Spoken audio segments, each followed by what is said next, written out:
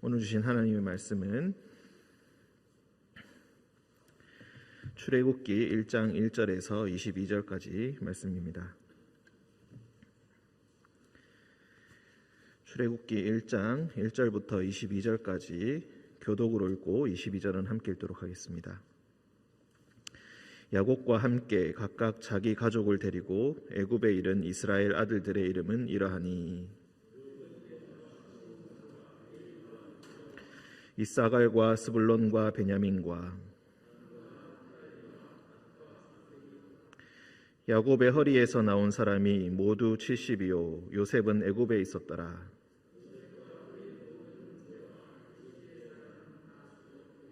이스라엘 자손은 생육하고 불어나 번성하고 매우 강하여 온 땅에 가득하게 되었더라.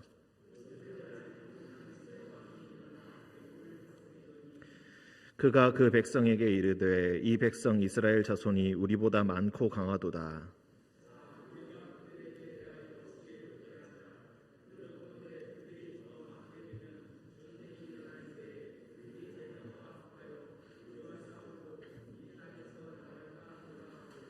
감독들을 그들 위에 세우고 그들에게 무거운 짐을 지워 괴롭게 하여 그들에게 바로를 위하여 국고성 비돔과 람셋을 건축하게 하니라.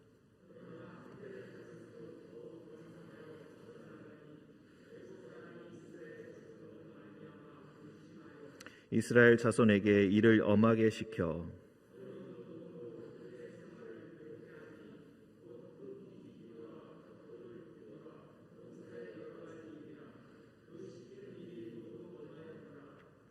애굽 왕이 히브리 산파 시브라라 하는 사람과 부하라 하는 사람에게 말하여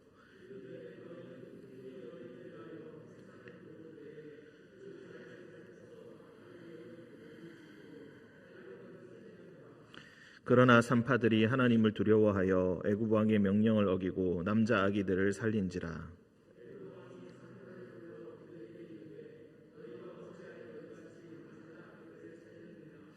산파가 바로에게 대답하되 히브리 여인은 애굽 여인과 같지 아니하고 건장하여 산파가 그들에게 이르기 전에 해산하였더이다 하매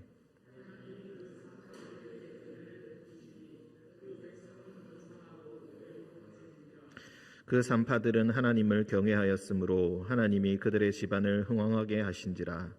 그러므로 바로가 그의 모든 백성에게 명령하여 이르되 아들이 태어나거든 너희는 그를 나일강에 던지고 딸이거든 살려두라 하였더라. 아멘. 기도하겠습니다.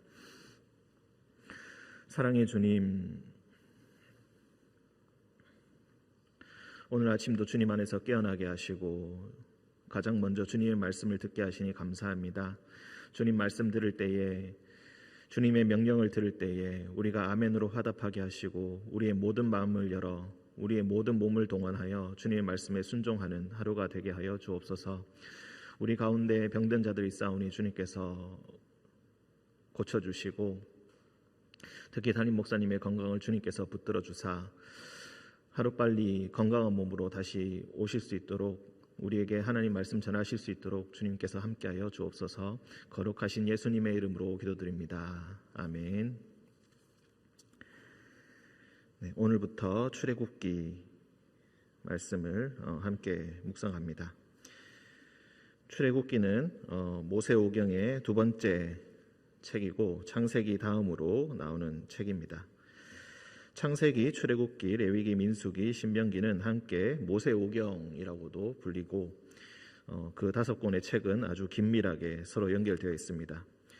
창세기 제일 첫 번째 책인 창세기와 그리고 마지막 책인 신명기는 약간 독자적인 분위기가 뚜렷한 반면에 특히 출애굽기, 레위기, 민수기는 서로 많이 연결되어 있는 부분이 있습니다. 1장 1절에 보시면은 애굽에 이른 이스라엘 아들들의 이름은 이러하다라고 해서 한국말로는 이름이라는 말이 뒤에 나오지만은 히브리어 본문에서는 이 이름들은 이러하다라는 식으로 문장이 시작하기 때문에 이름이라는 말이 출애굽기의 원래 이름이 됩니다. 쉐모트라고 해서 이름들이라는 것이 출애굽기의 히브리식 이름입니다. 즉 첫 번째 되는 단어로 책을 구분할 정도로 5권은 서로 아주 긴밀하게 연결이 되어 있습니다. 다른 책들은 그렇지 아니한데 특히 모세오경의 책들은 각 처음에 나오는 단어들로 구분이 되어 있기 때문에 그만큼 그 상관관계가 아주 긴밀하고, 특히 유대인들은 이 5권의 책을 가장 권위 있는 책으로 생각했습니다. 다른 예언서들, 즉 이사야, 예레미야 혹은 성문서라고 불리는 시편, 욥기 이런 책들보다 더욱더 권위 있는 책으로서 오랫동안 이 책들을 열심히 읽어왔었습니다. 출애굽기는 이제 여기서 야곱이 나오는데, 창세기에 나왔던 아브라함, 이삭, 야곱 이 선조들에게 주셨던 하나님의 약속이 본격적으로 성취되기 시작한 그런 책입니다. 계속해서 그 선조들에게 약속하셨던 것이 무엇이냐면은 바로 땅과 자손들을 주시리라는 약속이었습니다. 하지만 아시다시피 야곱 때에 이르러서야 비로소 12명의 자녀들을 가지게 되었고, 그 12명의 자녀들이 이제 애굽으로 내려오게 됩니다. 원래 살던 가나안 땅이 아니라 애굽에 내려오면서부터 거기서부터 본격적으로 하나님의 약속이 실현되기 시작합니다. 먼저 2절부터 5절까지 야곱의 12명의 아들들의 이름이 나오고 있습니다. 루벤, 시므온, 레위, 유다, 그리고 이사갈, 스불론. 이 처음에 6 이름은 모두 본처인 레아에게서 나온 자녀. 그리고 요셉과 베냐민은 있는데 베냐민은 애굽에 있었기 때문에 그 이름이 빠져 있고, 베냐민 두 번째 부인이라고 할 수 있는 라헬의 자녀 베냐민의 이름이 나옵니다. 그리고 단과 납달리, 그리고 갓과 아셀, 즉 레아와 라헬의 시녀였던 그 두 명의 부인에게서 나온 아들들이 마지막으로 4명 이름이 정리되어서 나오고 있습니다. 이렇게 야곱의 허리에서 나온 사람, 이것은 그냥 야곱의 자손이라고 생각하시면 되겠습니다. 이 자손이 손주들까지 모두 합쳐서 70명이 이주해 왔다. 그리고 요셉은 이미 애굽에 있었다. 그런데 시대가 많이 지나서 요셉과 그의 모든 형제와 그 시대의 사람은 다 죽었는데, 이 시대가 끝나니까 오히려 하나님의 약속이 본격적으로 성취되기 시작합니다. 7절에 보시면은 이스라엘 자손은 생육하고 불어나 번성하고 매우 강하여 온 땅에 가득하게 되었다. 이 동사 5개를 강조합니다. 생육하다, 불어난다, 번성하다, 강하다, 가득하게 되다. 즉 얼마나 이스라엘 자손들이 크게 번성하게 되었는지, 그 숫자가 크게 늘어나게 되었는지를 이야기하고 있습니다. 아브라함과 이삭과 야곱에게 주셨던 하나님의 약속이 본격적으로 성취되기 시작하였다. 8절, 요셉을 알지 못하는 새 왕이 일어나 애굽을 다스리게 되었다. 요셉을 알지 못한다라는 이 의미는 단순히 시간이 많이 지나서 요셉을 알지 못한다라는 그런 의미도 있지만, 이 알지 못한다라는 것은 요셉의 정책, 요셉의 시대 때 다스렸던 그 통치 방식을 무시하고 새로운 왕조의 왕이 일어나게 되었다라는 뜻으로 생각할 수가 있겠습니다. 이 새 왕은 다른 방식으로 요셉이 다스리던 방식과 전혀 다른 방식으로 애굽을 다스리기 시작하였는데, 그가 제일 처음 한 것은 이스라엘 백성이 크게 불어난 것을 보고 그들을 배제하고 배척하기 시작한 것입니다. 이 백성 이스라엘 자손이 우리보다 많고 강하다 라고 하면서 배제하고 배척하기 위해서 가장 먼저 시작한 것은 두려움을 불러일으키는 방식입니다. 자, 우리가 그들에게 대하여 지혜롭게 하자. 자, 한번 우리가 잘 생각해 보자. 저들을 바라보면서 저들을 어떻게 해야 할지 한번 생각해 보자. 더 많아지면은, 저 숫자가 더 많아지면은 우리가 혹시라도 다른 나라와 전쟁을 하게 될 때 다른 나라와 연합해 가지고 우리를 치고 이 땅에서 나가게 되지 않을까. 그러니 우리가 저들에 대해서 조심해야 된다라고 이야기합니다. 이 땅에서 나간다라는 이 말이 이 땅에서 올라간다라는 표현으로 원어적으로 설명할 수 있는데, 이것을 두 가지 방향으로 둘 다 설명할 수가 있겠습니다. 첫 번째는 이스라엘 자손들이 살던 곳은 나일강 하류인 삼각주 지역에 살고 있었기 때문에 상류측에 있는 이집트의 중심부로 올라오지 않도록 하자, 즉 이자들이 반역을 일으키지 못하도록 하자라는 의미로도 해석할 수가 있고, 그리고 이 땅에서 아예 무리지어서 떠나가게 되어서 값싼 노동력들이 빠져나갈 수 있도록 빠져나가는 그런 사태가 일어날 수도 있다라는 식으로 두 가지 식으로 우리가 모두 이해할 수가 있겠습니다. 즉 이 지금의 이 새 왕, 즉 애굽의 새로운 바로는 나가는 것도 용납하지 않고 이자들이 더 강해지는 것도 바라지 않고 지금의 위치에서 그들을 노예로 부리면서 마음껏 자신의 나라를 위해서 활용하고 이 백성들을 이용하는 방식으로 이스라엘 백성들을 대처할 계획을 지금 세우고 있는 것입니다. 그래서 11절 감독들을 세우고 무거운 짐을 지워 괴롭게 하여 국고성 비돔과 람셋을 건축하게 하였다. 이런 구절들을 근거로 해서 약 BC 13세기경에 람세스 2세라는 애굽의 바로가 있었는데 이 왕의 시대가 아닐까라고 짐작하고 있습니다. 하지만 여전히 맞지 않는 부분도 있고 그리고 서로 섞여 있는 부분도 많이 있기 때문에 확정지을 수는 없지만 대략 그 정도의 시기가 아닌가라고 생각을 하고 있습니다. 12절 그러나 학대를 받을수록 더욱 번성하여 퍼져나가니 애굽 사람이 이스라엘 자손으로 말미암아 근심하였다. 여기서 근심하다라는 표현은 조금 더 정확하게 이야기하자면 혐오한다라는 뜻으로 해석할 수가 있겠습니다. 즉 더욱더 이스라엘 자손들이 번성하는 것을 보면서 걱정하고 그들을 싫어하고 혐오하게 되었다. 그래서 더욱더 이스라엘 자손에게 13절 14절 여기서도 5개의 단어들을 우리가 볼 수가 있겠습니다. 이를 엄하게 시킨다 13절, 그리고 14절 어려운 노동을 시킨다, 그들의 생활을 괴롭게 한다, 그리고 여러 가지 일을 시킨다. 이 여러 가지 일이 농사뿐만이 아니라 흑이기기, 벽돌 굽기와 같은 일들을 시켰다. 그리고 그 시키는 일이 모두 엄하였다. 첫 번째와 마지막 5번째 단어가 엄하다라고 되어 있고 이렇게 5번 반복하고 있습니다. 앞서 우리가 7절에서 이스라엘 자손들이 번성하게 되었다라는 단어가 5번 반복되었다는 것을 볼 때 이 13절과 14절과 아주 대조되게 그렇게 단어들이 사용되고 있다는 것을 알 수가 있겠습니다. 즉 하나님의 축복이 강해지면 강해질수록, 하나님의 약속이 성취되면 성취될수록 그에 대한 반작용으로 애굽 사람들의 혐오와 시기, 질투, 그리고 압박, 억제가 더욱더 심해진다.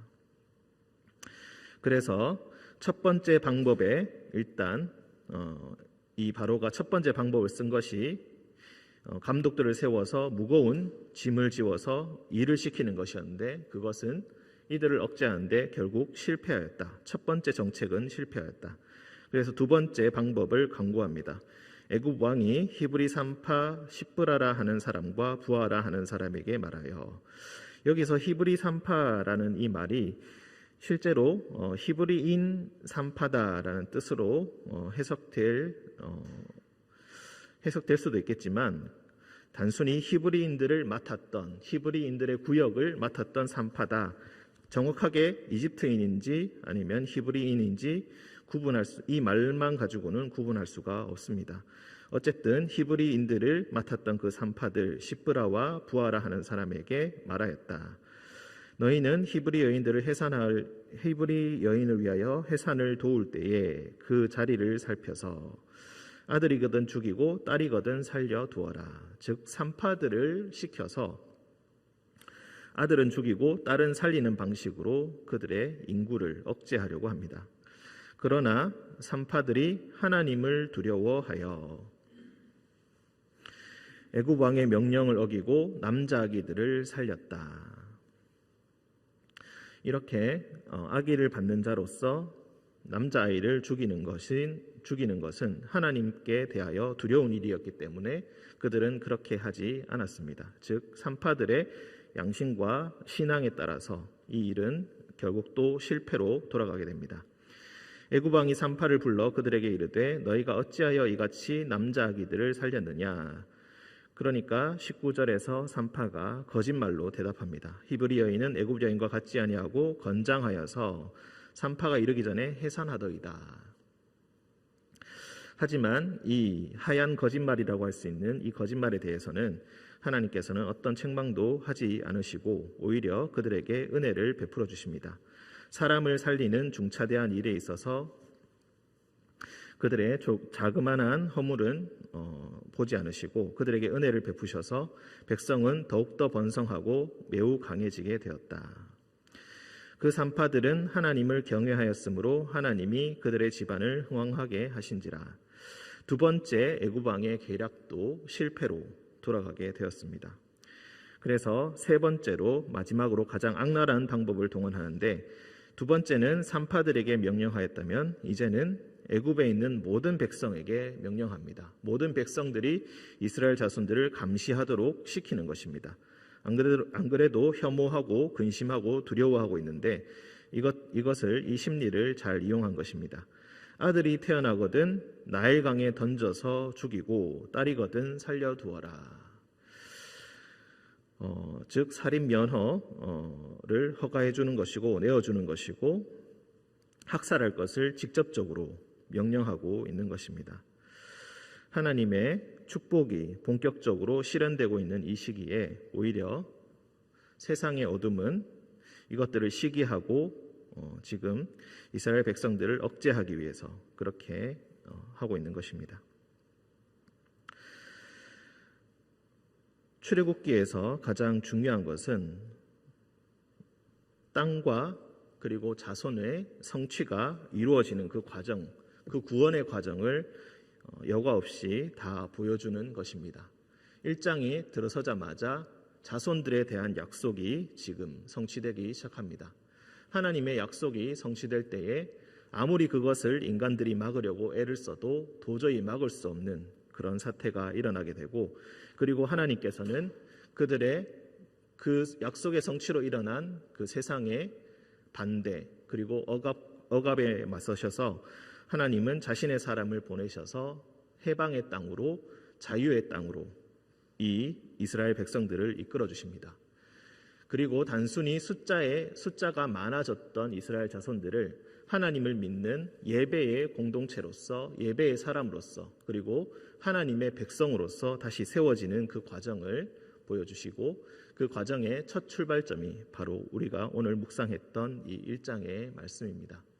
하나님의 약속이 이루어지기 시작할 때에 인간이 아무리 애를 써도 그것을 절대로 막을 수가 없고, 세상의 어둠이 아무리 그것을 저지하려고 해도 그것을 막을 수는 없는 법입니다.